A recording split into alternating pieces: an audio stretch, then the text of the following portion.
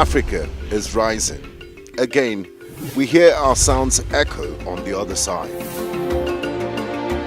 Afrobeat and Afropop reinvented, hip life brought back to life, new energy infused into Kwaito and Kwela.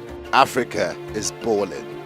Every stroke, every shot, every raise, we find our place at the top. Taking the helm of real power, new hopes for democracies. A breed of entrepreneurial tigers, audacious storytellers, and a promising generation raring to go. Truly, Africa is rising. And this is where the stories that define our continent live.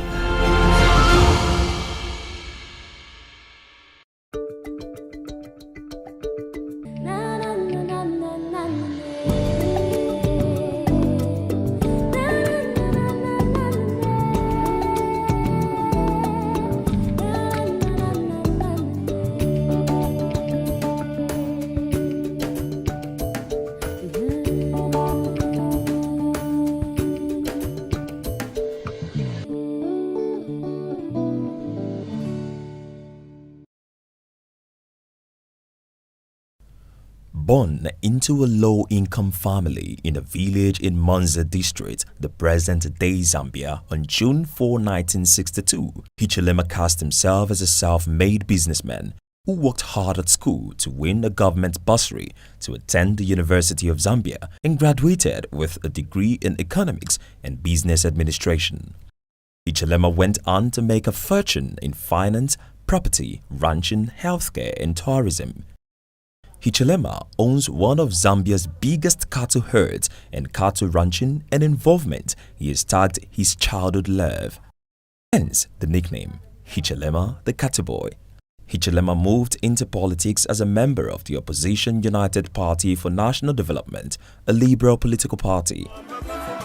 Following the death of Anderson Mazoka in 2006, he was elected as the party's new president and served as leader of other alliance parties. In 2006, Hichilema, under the aegis of the UDA, ran for presidency against incumbent president Levi Wanawasa of the Movement for Multi-Party Democracy and Patriotic Front's candidate Michael Sitter. Hichilema took third place with about 25% of the vote. He has since contested in elections in 2008, 2011, 2015 and 2016. A country that is divided against itself cannot stand. It is from this background that I urge all of us Zambians, residents of this country, to put our sports, entertainment, interviews, and much more. Africa finally has a home. Wake up to the home of breakfast. This is Breakfast Central. Weekdays, Monday through Friday, 8 to 9 a.m. West African time, only on News Central TV.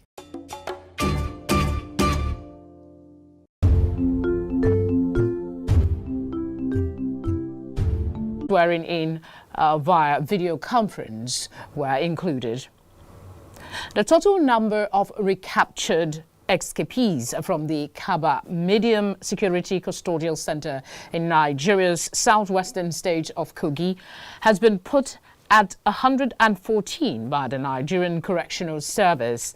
Spokesperson for the service, Francis Enobore, says the escapees were recaptured following the swift intervention of the Controller General of the service. The statement stressed that no effort will be spared in seeking out the remaining fugitives.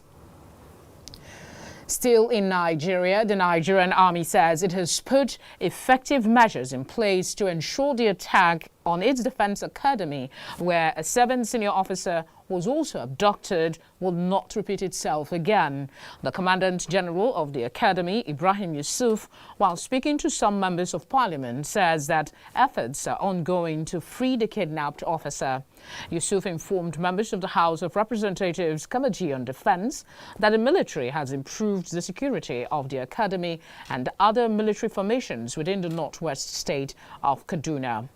The ongoing efforts that we are making to recover the abducted officer, and also the measures that the Academy is currently placing to ensure that this does not ever occur again. Many senior retired and serving military officers have called. They have also visited the Academy because the Academy is very dear not only to the military but to Nigeria as a whole. I'm also assured by his contribution and the measures they've put into place that this will never happen again. It's an unfortunate incident that happened, but Nigerians should be rest assured that NDA is safe and other military formations along that area has been duly fortified. We're still expecting further reports from them. We've had them to come up with some other documents and further and better particulars so that we can also see and reassess. In the meantime, a federal lawmaker has described the crisis in Nigeria's north-central state of Plateau as an act of genocide against ethnic minorities resident in the state. Dachung Bagos spoke to newsmen in Nigeria's parliament, saying there has been a lot of misinformation about the crisis, which has resisted attempts to bring lasting peace to the state. He accused the federal government of lacking the political will to tackle the crisis, saying it is being misrepresented as a farmers' crisis when it is actually a situation where ethnic minorities are battling to end an attempt to grab their lands and communities.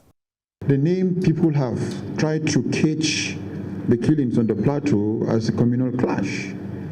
I've never seen, if it's a clash, me and you, we are fighting, we'll all go with wounds. But it's not a clash. It's pure genocide, pure land grabbing, pure chasing people from their lands. So it's not, and you see, that's the angle, that if government is not seriously proactive in addressing the issue with its own name, and you're looking at it as clash, and you come to the clash is when two people are fighting, you come to the table, you settle them. But this is, I have not seen where the people that are having clash, farmers, headers clash, when it is farmers that are always chased from the land, killed on their lands are being grabbed, and you call it clash and crisis. I don't understand. The real situation, the real issue on the ground is genocide. Staying in West Africa, the French Defense Minister Florence Parly has warned Mali against entering into a deal with a Russian security firm. There have been reports that Mali's military rulers are close to hiring mercenaries from the Wagner Group. Parly described the potential deal as extremely worrying, saying it would undermine efforts by France to counter the jihadist threat in the region. Wagner is believed to be operating in several African countries as Russia seeks to increase its influence. Its employees are fighting rebels in the Central African Republic, where Russian companies have securing mining concessions. We head to the east, where Kenyans have taken to social media to express their outrage following a sharp rise in the cost of fuel. The country's energy regulator, EPRA, which sets fuel prices, announced an increase in petrol prices to over 130 shillings per litre, which is the highest so far. Petrol prices have been rising steadily in the country as a result of the global increase in crude oil prices, as well as from increased taxation locally. The government has compensated fuel marketers in order to keep the prices unchanged in the last 2 months. EPRA, however, announced an increase in petrol prices across the country on Tuesday evening, including a 6% rise to 134.72 shillings in the capital, Nairobi. The new prices took effect on Wednesday. Tanzania's central bank says the East African country recorded 4.9% economic growth in the first quarter of 2021. The Bank of Tanzania says this was lower than 5.9% recorded in the corresponding period in 2020. The Apex Bank says the growth was driven by construction, transport, agriculture, manufacturing, mining and quarrying activities. It adds that the economy is expected to continue improving owing to ongoing public investment and normalization of the global economy, which will increase private sector investment and trade. The Bank of Tanzania says the performance of the external sector of the economy is facing challenges caused by COVID-19, particularly tourism. A bit of sports now. Burundi's Francine Niyonsaba set a new 2,000-meter world record at the Continental Tour Gold Meeting in Zagreb. Her time of 5 minutes 21.56 seconds was 2 seconds faster than the record set by Gezembe Dibaba indoors in 2017. Niyonsaba, a world and Olympic silver medal winner over 800 meters, is among several athletes banned from competing between 400 meters and 1,500 meters because of naturally high levels of testosterone. The 28-year-old says she has kept competing to inspire others, while Niyonsaba is one of a number of athletes who have been forced to change events by a 2019 ruling by governing body World Athletics. She has excelled over longer distances. Now to our continued coverage of the COVID-19 pandemic across the African continent. We start in Zimbabwe, where we understand the country has barred unvaccinated civil servants from going to work with immediate effect after about 90% of the people admitted to hospital for COVID are yet to get the vaccine. Information Minister Monica Mutsvangwa says the government had given its workers ample time to get COVID-19 vaccines. The government is the country's largest employer, and the directive could also affect services such as healthcare delivery and education. The country is averaging 145 new cases a day and reported 7 deaths on Tuesday. Trade unions have already taken several companies to court for allegedly discriminating against workers who haven't received the jab. In North Africa, Morocco has reported 2,785 new COVID-19 cases, bringing the total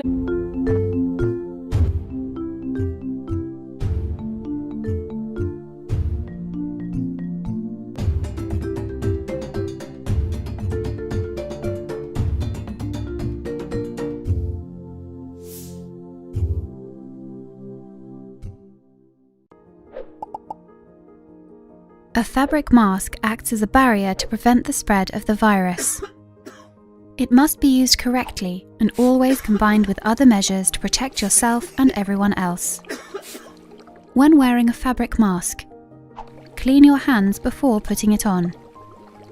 Inspect the mask and do not use it if it is damaged or dirty.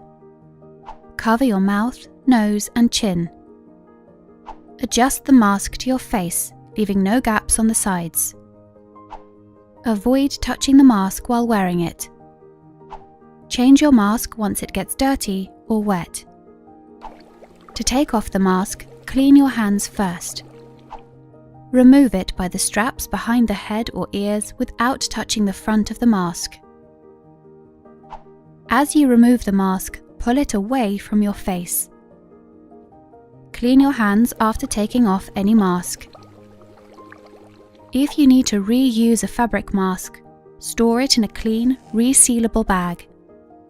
Hold the mask at the elastic ends when removing it from the bag and make sure it is not dirty or wet before using it again. Wash fabric masks in soap or detergent, preferably with hot water, at least once a day. Make sure you have your own mask and do not share it with others. When wearing a mask, make sure you know how to put it on, use it, remove it, and discard it or wash it correctly. remember that a mask alone cannot protect you. When wearing a mask, continue to adopt other measures to prevent the spread of the virus. Stay at least 1 meter away from others. Clean your hands frequently and thoroughly, and avoid touching your face and mask. Stay safe, and let's all prevent the spread of COVID-19.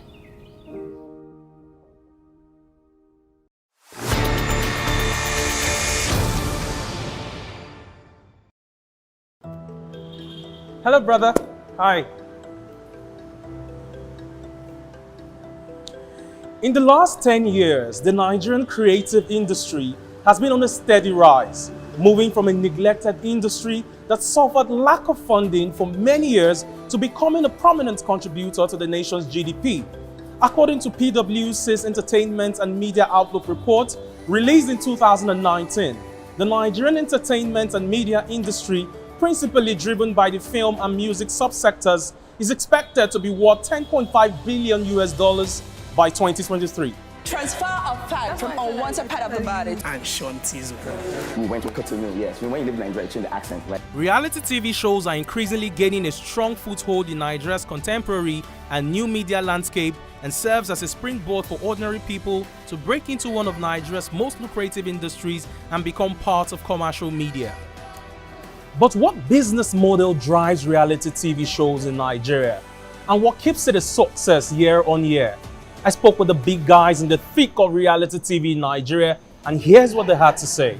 The business model that drives reality TV show is more of a multi-partnership sort of business model, where you have multiple players or multiple stakeholders with vested interest. You have the content creators, they want to put out their content out there, their program out there. I realize that it also leads to what we call the bandwagon effect in psychology.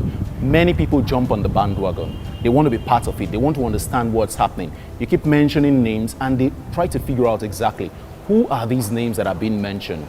So when you're on a reality TV show, yeah, people feel that they know you. When you see someone off and on, not off and on, consistently over a long period of time, you almost feel like you're part of their family. We live a very challenging life. Our lives are very difficult, especially in Nigeria. So we are always looking for things to help us relax, things to help us calm down, things to just help us, laugh it off. And reality shows have become one of those mediums where Nigerians find it easy to relax. They watch other people's lives and, it makes them, feel calm. When I see people go out of their way. According to the International Monetary Fund, Nigeria's creative industry accounted for 2.3%, approximately 239 billion naira of Nigeria's GDP in 2016. The winner! According to John Ugbe, CEO MultiChoice Nigeria, the production of Big Brother Naija Season 5 in 2020 got a whopping 3.5 billion naira. The effect of the spending is felt by the hundreds of persons involved in the production process, the brands and organizations that identify with the shows, and the nation's economy, as the shows lead to an injection of billions of naira into the Nigerian economy from taxes and purchases made for the show. In terms of sponsorships, reality shows such as Big Brother Naija and the Nigerian Idol have been big wins for brands as they lead to increase in awareness and visibility during and after the shows. Naspire, a Nigerian research firm, in a report published in 2020, said e-commerce store PayPart, the headline sponsor of Big Brother Naija in 2017 and 2018, Bet Naija, the 2019 sponsor, and Betway, the sponsor of the 2020 season, were most searched during the periods when the show was on air. From Ebuka Obi Uchendu to Mike Edwards, Toby Bakare, Bisola, Ozo, Nengi Hamsin, Tacha, Erica, and many others from previous reality shows like Big Brother Naija, who though did not emerge as the winners of the shows, went on to become the toasts of brands, landing endorsement deals running into their millions and making headways in the creative industry. Speaking with superstars from some reality TV shows in Nigeria, here is what they had to say on the business of reality TV in Nigeria and what the motivation was for them being on a reality TV show. Very simple. I was looking for money. How much were you looking for? I was at home. The starters of Big Brother Naija, the Nigerian Idol, and the other big league reality TV shows. The major challenge has always been funding. and having sponsors come on board. I mean, I've been funding my own personal reality TV show from my own personal funds, friends. I've had to crowd fund also. Yet, and in terms of infrastructure also, I mean, you want to make sure that power does not go off. You want to make sure that diesel is running. You want to make sure that you have a dedicated channel that doesn't go off, something you can trust. I have a lot of friends who go on some of these shows, and then when they come out, they are depressed. 99% of people who go into reality shows come out depressed, because when you go on such shows and you're out, expectations are here. People expect you to now live in a certain way. They expect you to live in certain places. They expect you to dress in certain way, drive certain cars, and all of that doesn't happen. It takes a lot of toll on the mental health of some of these contestants. But I think one of the strongest challenges after finance would just be getting people to appreciate the work that you put into the show.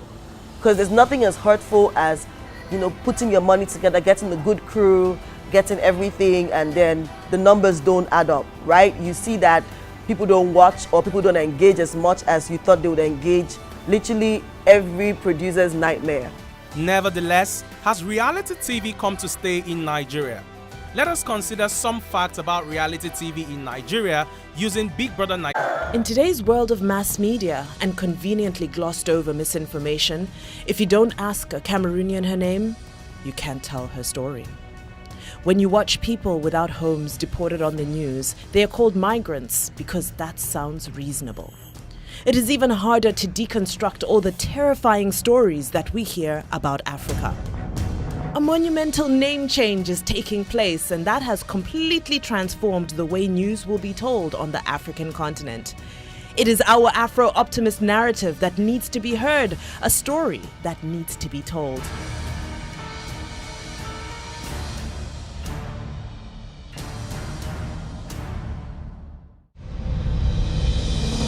For years, we tried to break the dark continent barrier.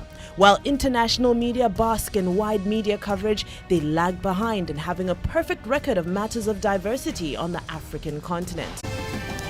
UN withdraws Gabon peacekeepers from the Central African Republic after claims of sexual abuse. Uganda reinstates mandatory testing for inbound passengers. I'll bring you with a Russian security firm. There have been reports that Mali's military rulers are close to hiring mercenaries from the Wagner Group. Parley described the potential deal as extremely worrying, saying it would